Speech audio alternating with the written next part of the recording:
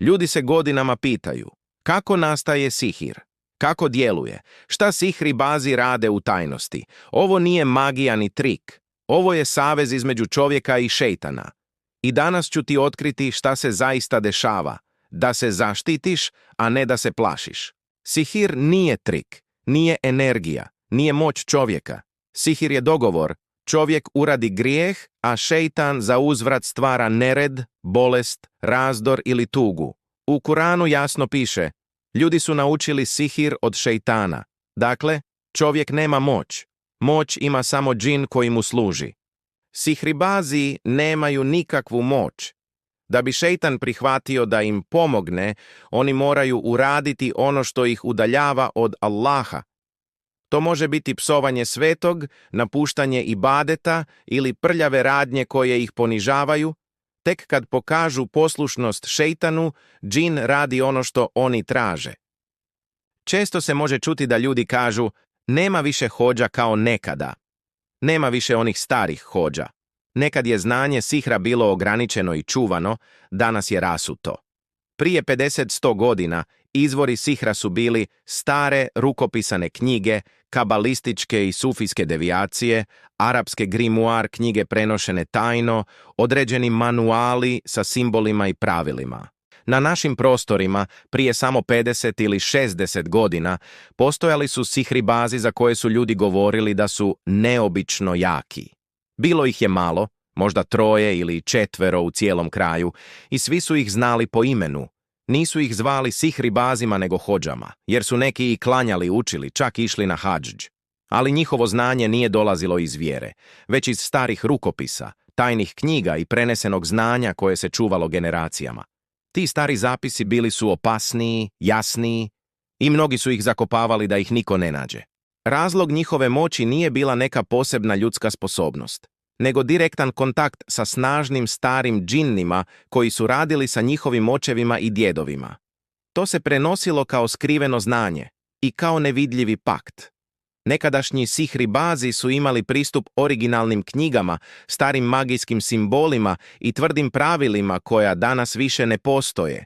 Danas sihr radi svako ko se dokopa loše knjige, ali većina radi sa slabim i izgubljenim džinnima. Zato je nekada sihr bio rjeđi, ali mnogo opasniji, a danas ga ima svugdje. Ali je slab i lako se prekida Kuranom. Svi ti znakovi koje ljudi vide u zapisima, trokuti, kvadrati, čudne šare, nisu moćni. To je jezik džinna. On ne čita kao čovjek, nego reaguje na oblik, boju i namjeru. Simboli su samo signal da je savez prihvaćen. Kosa, nokti, odjeća, sve je to samo putokaz. Džin ne zna ko je meta dok ne osjeti trag osobe. Ti predmeti su za njega adresa. Nisu magični sami po sebi. Samo olakšavaju pronalaženje žrtve. Kada je savez sklopljen, džin dobija zadatak da ulazi u dom, u snove, u misli ili u tijelo. On stvara strah, mržnju, razdor, tugu, bolove, noćne more i haos u braku. Čovjek osjeća simptome, ali iza svega stoji nevidljivi svijet. Šejtan ne voli nikoga, ni sihribaza. Džini ih napadaju, plaše, traže sve više grijeha i uništavaju im porodice. Gotovo svi sihribazi umiru u strahu, paranoji i bolesti, jer savez sa šejtanom nikada ne donosi mir. Zašto se ljudi upuštaju u sihir, iako znaju da vodi u propast? Istina je strašna, a mnogi ne shvataju posljedice dok ne bude kasno. Iako znaju u šta se upuštaju, mnogi sihribazi nastavljaju putem tame. Razlozi su različiti. Želja za moći, ego i ponos, materijalna korist, strah od džinna, porodično nasljeđe ili duševne praznine.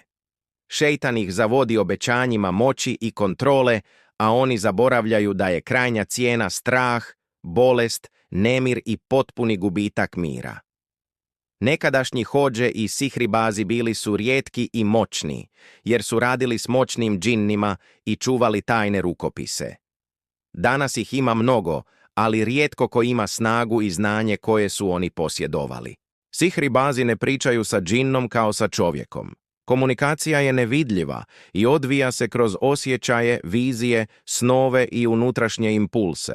Džin šalje signale, tjeskobu, nagle emocije ili slike u umu, koje sihribaz uči prepoznati. Simboli, trokuti i zapisi služe kao adresa i uputstvo, pokazujući džinu šta treba učiniti. Na taj način, bez riječi i fizičkog kontakta, sihribaz zna kada i šta šejtan traži, te postepeno izvršava njegove naredbe. Ovo je istina o tome kako sihir nastaje i šta sihribazi zapravo rade. U sljedećem videu otkrivam kako sihir uništava brak, porodicu, zdravlje, misli i srce i koji su simptomi svake vrste sihra. Ako želiš nastavak, samo napiši video 2.